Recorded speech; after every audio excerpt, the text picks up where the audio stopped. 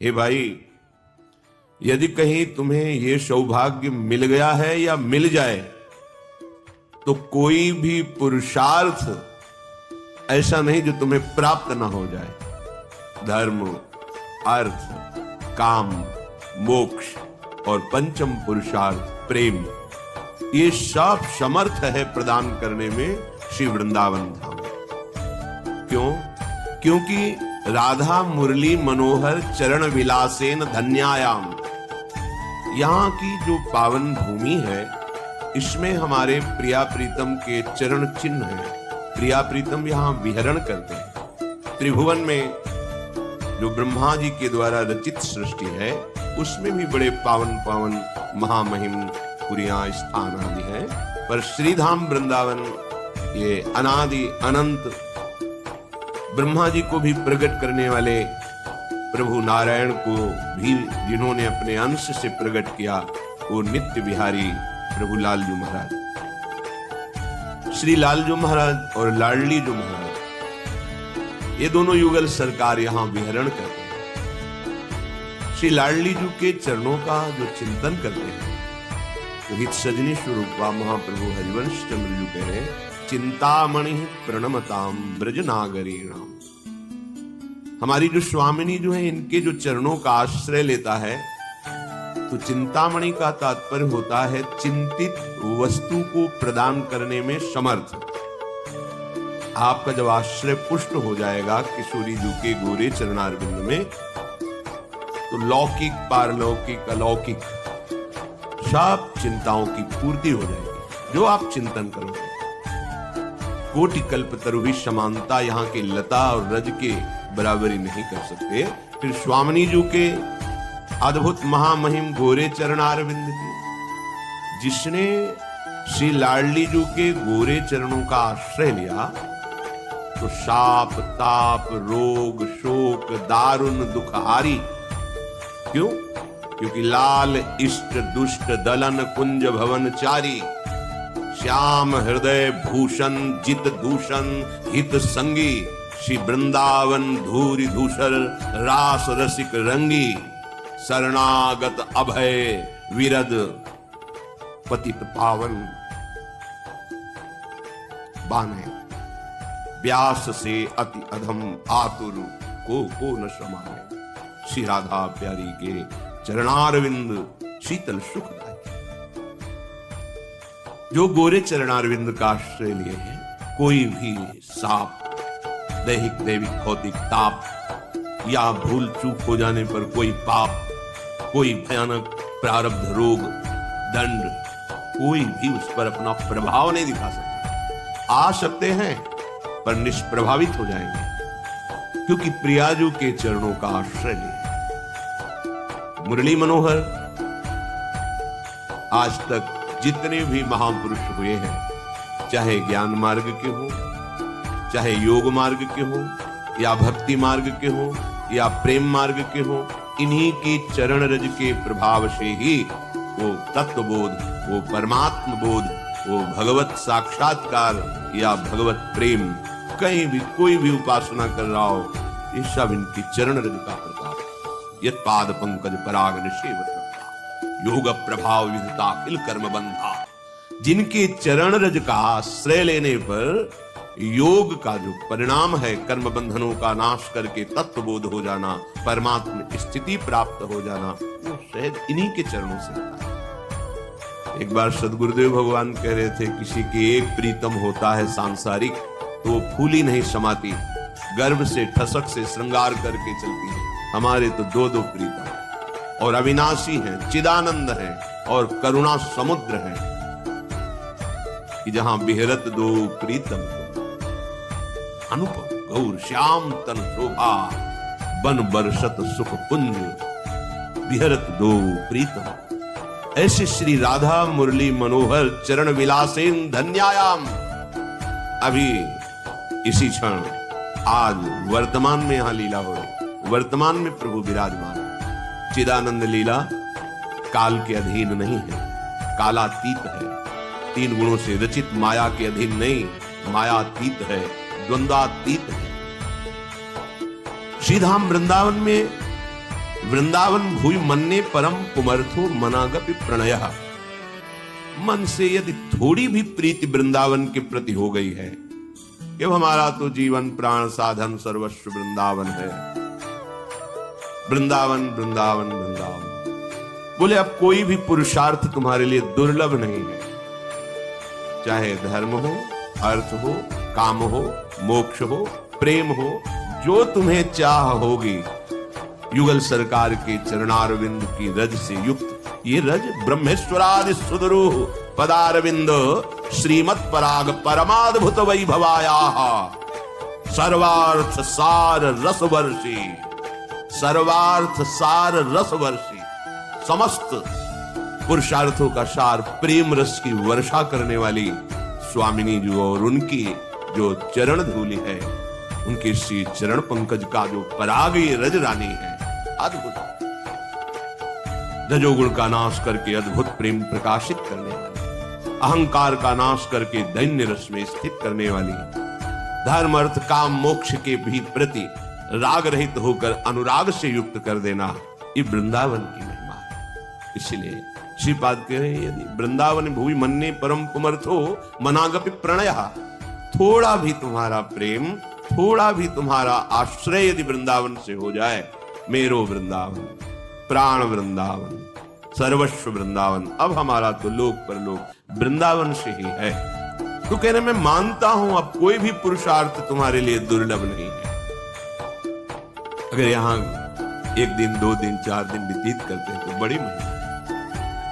जब लक्ष्मण जी ने डांटा इशारे से केवट को कि प्रभु कह रहे नाव लाओ और तुम बातें बना रहे हो, शीघ्र करो, तो देखो महाराज मुझे कोई भय नहीं है, बर तीर मार रहे लखन पे जब लगे न पाए पहाड़, कोई भय, मैंने तो ठान लिया है आपके चरण पखार कर ही नाव में बैठा लेंगे, भले लक्ष्मण जी मुझे तीर मार दो क्योंकि गुस्सार है, मेरा परम लाभ होगा। क्या परम लाभ? मरता हूं कहां सुच गंगा के तीर, रघुनाथ सुनाथ निहारत है, अपराध यही बस दास है, प्रभु के पद पदम पखार। कहां मर रहा है? गंगा की।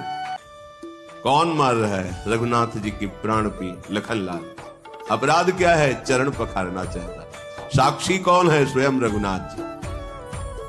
कह रहा मुझे कोई भय नहीं। अब फिर जहां हमारे प्रिया प्रीतम विहरण कर रहे हैं, उनका महल, उनके दरवाजे पे हम प्राण त्याग रहे, हमारी गति, हमारी कोई चिंता नहीं, निश्चिंत हो जाओ। थोड़ी भी तुम्हारे हृदय में यदि वृंदावन के प्रति समर्पण बुद्धि आ गई है, अलौकिक भाव, यदि तुम्हारा तनिक भी पुरुषार्थ प्रबल हो रहा है, तो एक काम करना, तुम जितना समय वृंदावन में व्यतीत कर लो, वही तुम्हारा परम मंगलमय समय व्यतीत करने की बात करना। साधना भजन ये सब अलग, जैसे बने वैसे तुम वृंदावन में समय व्यतीत कर रहे हो। चलो आप बाहर रहते हो, नौकरी करते हो, व्यापार करते हो, आपको 1-2 दिन का समय मिला, भाग के आ गए वृंदावन। सच्ची बात पकड़ लेता है वृंदावन, हृदय को पकड़ लेता है। परम महामहिम धाम है। आप कल्याण का कोई भी विषय हमारे हृदय में चिंता नहीं पैदा कर सकता। ये बहुत बढ़िया समय मिल गया है। वृंदावन आना दुर्लभ था, बहुत बढ़िया कलयुग भगवान ने कृपा की है। आधुनिकता, मार्ग बन गए, बिजली लग गई, आप एक संसारी आदमी जैसे संसार में रह रहे हो, आप उसी भाव से आ सकते हैं। देखो, जैसे हम अपनी अज्ञानतावश ऐसा आरोप करते हैं या वो वृंदावन नहीं रहा, ये शब्द कहां से निकल रहे हैं? प्राकृतिक वाणी, प्रकृति को लेकर निकल रहे हैं, वृंदावन को लेकर। पहले ऐसा था, अब नहीं है, आगे नहीं रहेगा, ये प्रकृति का लक्षण है। वृंदावन धाम है, जैसा था वैसा ही है और वैसा ही रहेगा। प्राकृतिक वस्तुएं भी अपना प्रभाव बिना दिए हटती नहीं है। किसी भी प्राकृतिक वस्तु का संयोग कीजिए, आप थोड़ा विवेकवान हैं तो आप देखेंगे उसकी आसक्ति आपके चित्त में रह गई। वस्तु तो चली गई, भोग तो चला गया, व्यक्ति तो चला गया, स्थान परिवर्तन हो गया, पर उसकी स्मृति, उसकी आसक्ति है प्राकृतिक वस्तुओं की। फिर धाम तो चिदानंदमय ही अपना प्रभाव क्यों नहीं दिखाएगा?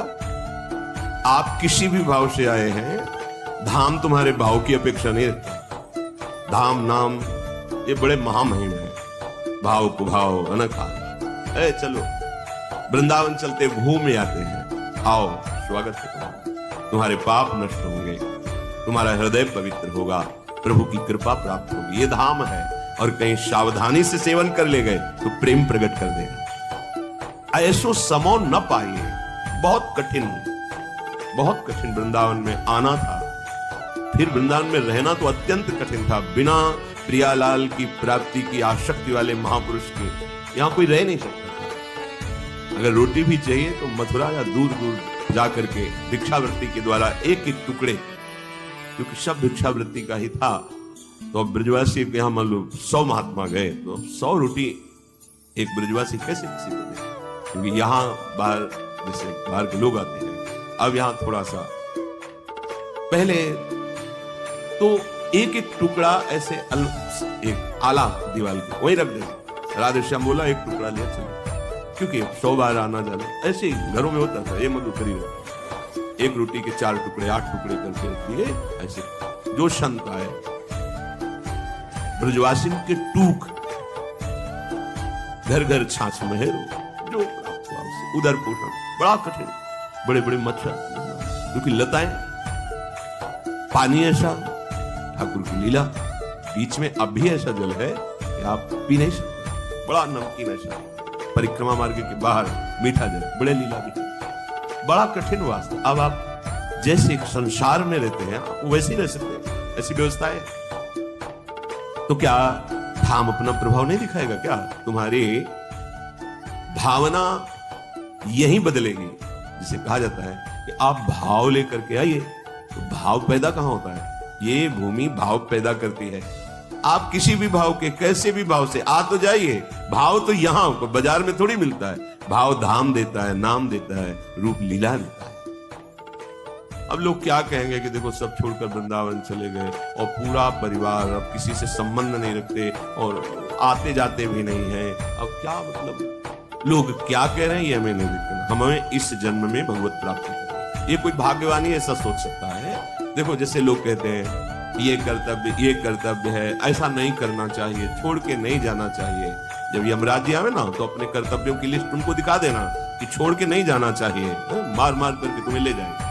तो हमें उससे पहले तैयारी कर लेनी है कि मानव जीवन का परम कर्तव्य है भगवत प्राप्ति।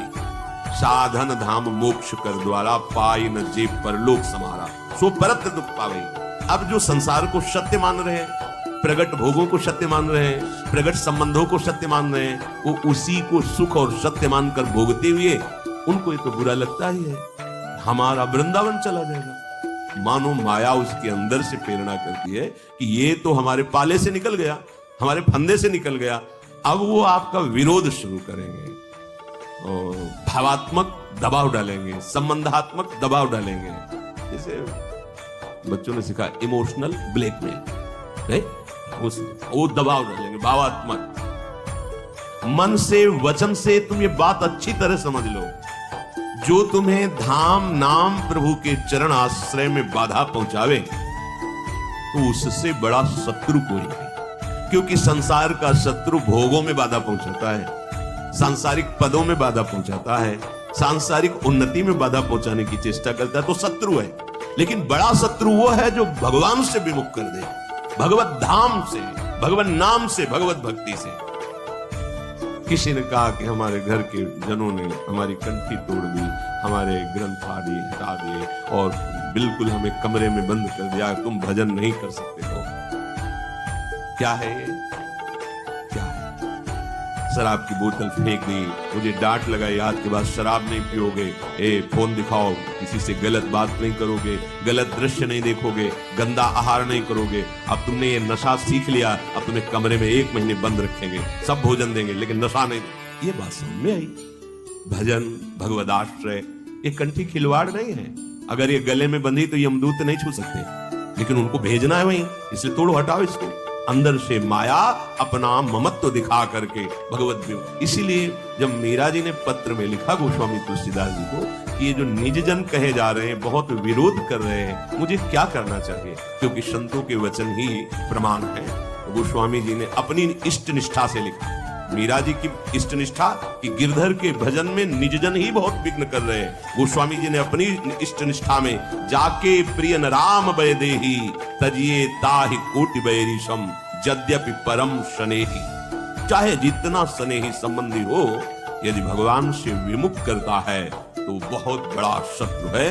वो तो कह रहे हैं करोड़ों दुश्मनों की भी बराबरी वो उससे भी बड़ा दुश्मन, क्योंकि करोड़ों दुश्मन सांसारिक बातों के होंगे। इसने तो हमारे जीवन का लक्ष्य प्राणाराध्य प्रभु से विमुख करने की बात कर रहे। तजेउ पिता प्रहलाद विभीषण बंधु भरत महतारी गुरु बलि तजेउ कंत ब्रज बनितन परिणाम भे मुद मंगलकारी। मंगलमय नहीं, मंगल करने वाले हो गए। इनका स्मरण मात्र समस्त दुखों को मिटाने वाला ऐसे महाभागवत